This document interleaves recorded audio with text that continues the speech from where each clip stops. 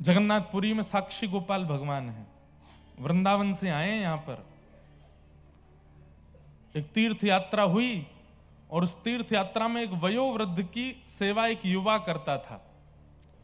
और उस युवा की तीर्थ यात्रा जब पूरी हुई तो वयोवृद्ध ने युवा को वचन दिया, वो तुमने मेरी इतनी सेवा करी है कि गांव लौट करके मैं अपनी नातनी का ब्याह तुमसे कराऊंगा।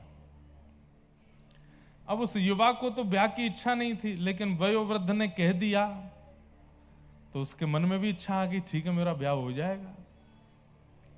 लौट करके जब वो लोग वापस आए उड़ीसा के किसी गांव में, तो उस युवा बालक ने वयोवृद्ध से कहा, आपने कहा था कि आप अपनी नातनी का ब्याह मुझसे कराओगे, करा दीजिए। हाँ हाँ मैं घर पे बात कर। अब घर पे जैसी बात की तो घर के सदस्यों ने सबने उस व्यक्ति को, अरे वो तो कुछ कमाता नहीं, वो तो ऐसे ही पड़ा रहता है, उससे अपनी बेटी का ब्याह करेंगे, ये करेंगे वो, सब ने मना कर दिया। तो बेचारे वृद्ध जो थे वो संकोच में आ गए, अब मैं क्या करूं, मैं तो उसको वचन दे चुका हूं। तो जब इतना प्रेशर पड़ा तो वयोवृद्ध ने भी मना कर दिया, भैया देखो हमने कोई तुमसे ऐसी वादा नहीं किया था कि हम नातनी का ब्याह करा ही देंगे। उस युवा ने कहा ब्याह मत कराइए, लेकिन सच तो बोलिए, आपने कहा था कि आप ब्याह कराओगे। और वयोवृद्ध भी अड़ गए, नहीं मैंने नहीं कहा था। पंचायत बैठी तो पंचों ने कहा भैया ये कह रहे हैं कहा था, तुम कह रहे हो नहीं कहा था, कैसे माने? कोई तीसरा था जो गवाही देगा कि इन्होंने कहा था? तो उस बालक ने बोला, हाँ व्रज वृंदावन में गोपाल जी का मंदिर था, गोपाल जी के सामने बैठ के इन्होंने मुझसे कही थी कि अपनी नातनी का ब्याह कराएंगे। गोपाल जी ने सुना है, गोपाल जी ने सुना है। सुन करके सारे गांव के लोग हंसने लगे, बोलो गोपाल जी का सुनना तो ना सुनने के बराबर है। लेकिन पता नहीं उस युवा के चित्त में कैसा विश्वास, गोपाल जी ने सुना है। पंचों ने भी हंस करके कह दिया, अच्छा तो ठीक है, तो जाओ गोपाल जी को बुला लो, वो आके अगर कह देंगे कि इन्होंने नातनी के ब्याह का कहा था तो हम तुम्हारा ब्याह करा देंगे। और पंच सारे वयोवृद्ध से बोले, अब गोपाल जी तो आने नहीं, तुम अपनी नातनी का कहीं कर दो ब्याह। वो बालक बोला, मैं आज ही निकल रहा हूं वृंदावन। पहुंच गया वृंदावन, और वृंदावन में श्री गोविंद देव जी का मंदिर है, रंग जी के मंदिर के पास, वहीं पास में ही गोपाल जी का वो मंदिर था। साक्षी गोपाल उनका नाम यहां आकर के पड़ा, वहां वो गोपाल जी थे। उस युवा ने जाकर के गोपाल जी को, हे गोपाल जी,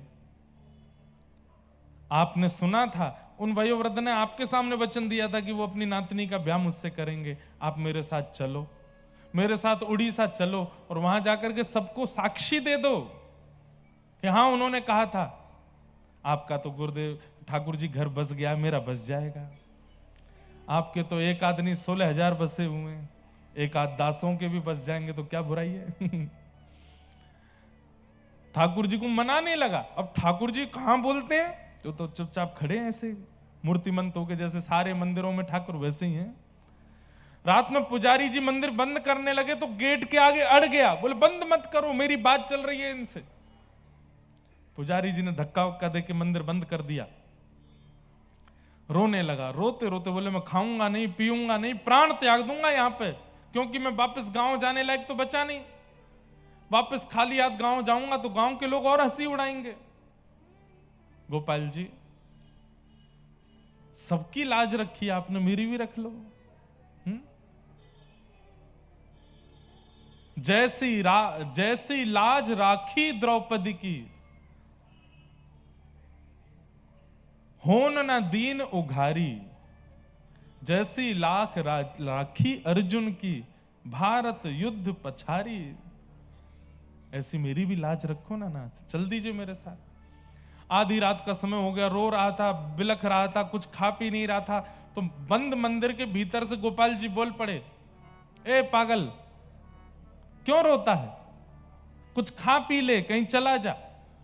बोले आप ही बोल रहे हैं ना अंदर से? बोले हाँ मैं ही बोल रहा हूं, मैं तुझसे ये कह रहा हूं कि भाई मैं कहीं आता जाता नहीं हूं, और ये कलिकाल चल रहा है, घनघोर कलयुग चल रहा है, मैं ज्यादा हिलता डुलता नहीं हूं, इसलिए तू चला जा, मेरे पीछे मत पड़, और तू जा, उससे बढ़िया कन्या से तेरा ब्याह हो जाएगा, और मैं हिलता डुलता नहीं हूं, कहीं आता जाता नहीं हूं, चला जा।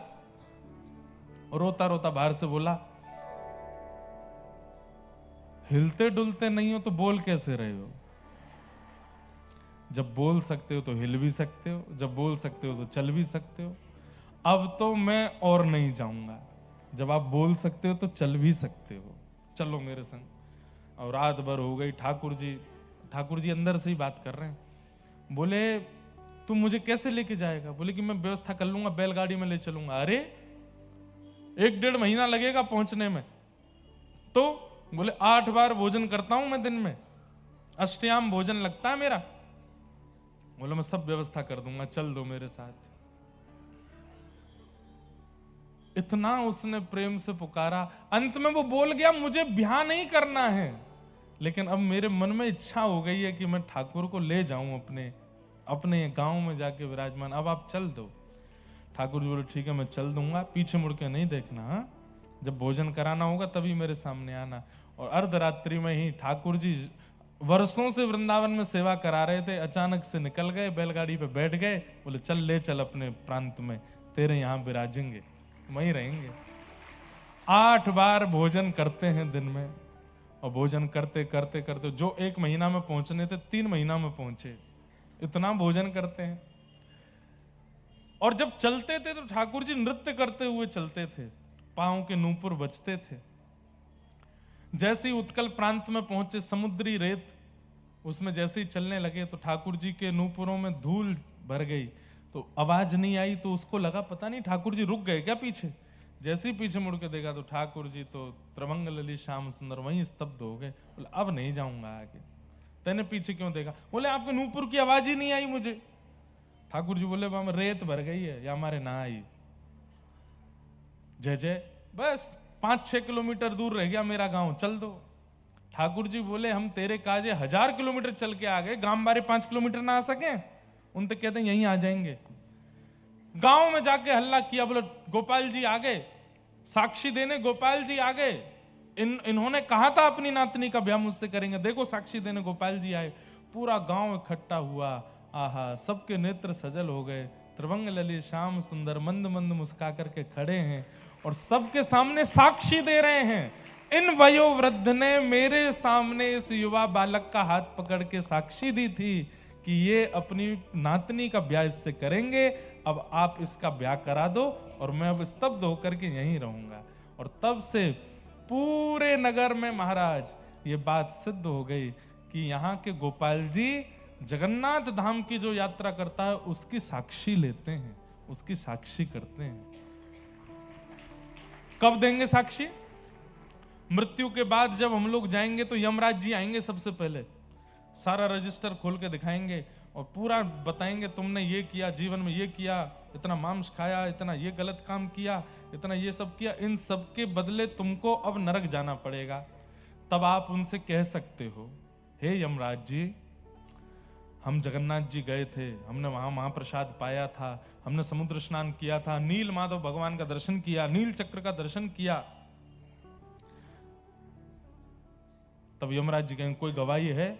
उसी समय आप अगर स्मरण करोगे साक्षी गोपाल प्रभु का तो तुरंत प्रकट हो जाएंगे और यमराज जी को साक्षी दे देंगे, हाँ ये जगन्नाथपुरी आए थे, इन्होंने महाप्रसाद पाया था, नील चक्र का दर्शन किया था, इसलिए प्रसिद्ध है श्री साक्षी गोपाल प्रभु। तो ये बात मैं क्यों बता रहा हूं? ठाकुर जी, अब आप मानो कि वो तो परमात्मा है, उनको क्या आवश्यकता कि हम उनको सुलावें, उनको उठावें, उनको खिलावें पिलावें? कोई आवश्यकता नहीं है। पर जब प्रेम होता है तो अनावश्यक व्यक्ति के साथ भी प्रेम प्रकट किया जाता है। अब घर पे प्रधानमंत्री आ जाए, उसको चाय की कोई कमी है, उसको भोजन की कोई कमी है, लेकिन आपका भाव रहता है ये हमने बनाया है, प्रेम से पाइए ना थोड़ा सा। हमने कोई महाराज जी आ जाए, संत आ जाए, उनको कोई कमी है? सब कुछ है उनके पास, पर फिर भी आप अपने प्रेम के अधीर होकर के दक्षिणा भी देते हो, माला भी पहनाते हो, सौल भी उड़ाते हो, कुछ खाने को भी देते हो, चाय की भी पूछते हो। ये प्रेम ही तो है। ऐसे ही ठाकुर जी के पास कोई कमी नहीं है, पर हमारा प्रेम है कि हम उनको देवें, हम उनको सुलावें, निलावें, उठावें, सब क्रिया करावें। क्या पता वो इतने रीझ जाएं हमसे, इतने रीझ जाएं जैसे सुदामा से रीझ गए, और रीझ करके कभी हमें स्वीकार कर लें। बस इसीलिए तो हम सब प्रेम लक्षणा भक्ति का मार्ग चुन रहे हैं। खूब भाव से सेवा करो। आपके सुख से ठाकुर जी विराजे नहीं, ठाकुर जी के सुख से आप विराजो। एक नियम बना लीजिए, रात्रि में कई बार मैं तो लेट हो जाता हूँ, रात में 8:30 बज जाते हैं, फिर मैं घरों में गया तो लगभग सबके ठाकुर जी के दर्शन करने पहले घर में ठाकुर जी के दर्शन करता हूँ। तो मुझे तब तो मैं नहीं बोल पाया, लेकिन आज बोल देता हूँ। अब हम आए थे 10 बजे, 10:30 बजे, किसी के घर पहुंचे 12 बजे, ठाकुर जी तब तक जग ही रहे थे। ये नहीं करना है। दो चीज का नियम बना लीजिए, एक तो सुबह ठाकुर जी की मंगला, चाहे मैं कहता हूं 4 बजे नहीं करो, 6 बजे करो, 7 बजे करो, 8 बजे, 9 बजे करो, पर वो समय से होनी चाहिए। 9 बजे मतलब 9 बजे। कल हम क्रिकेट खेलने चले गए तो वहां महाराज जी बोले एक मैच और, एक मैंने कि महाराज जी सेवा है ठाकुर जी की, तो बोले नहीं एक और खेल। तो फिर हमने अपने पंडित जी को भेजा कि आप जाके ठाकुर जी की सेवा करो, 9 से ऊपर नहीं जाना चाहिए।